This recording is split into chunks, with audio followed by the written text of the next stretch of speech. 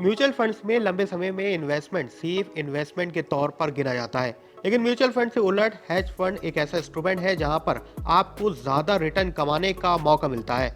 आमतौर पर hedge funds को अमीरों का म्यूचुअल फंड्स भी कहा जाता है, क्योंकि हेज फंड एक प्रकार का प्राइवेट इन्वेस्टमेंट फंड होते हैं जिसमें ज्यादातर वेल्दी और क्वालिफाइड इन्वेस्टर से कैपिटल जुटाई जाती है और अग्रेसिव और रिस्की स्ट्रेटेजी से रिटर्न ज्यादा कमाया जाता है।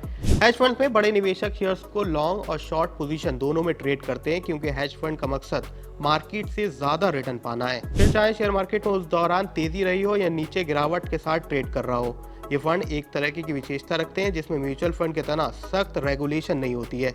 यहाँ पर आप लेवरेज, शॉर्ट सेलिंग और डेरिवेटिव ट्रेडिंग टेक्निक्स का इस्तेमाल भी किया जाता है। भारत में हेज फंड्स को सेबी की category third alternative investment fund यानी एआईएफ के तहत गिना जाता है।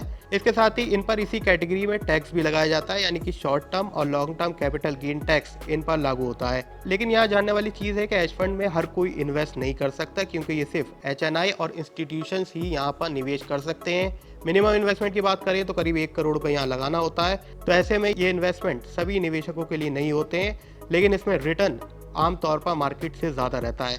तो क्या आप भी इन फंड्स के बारे में पहले जानते थे? तो हमें कमेंट सेक्शन में ज़रूर लिखें।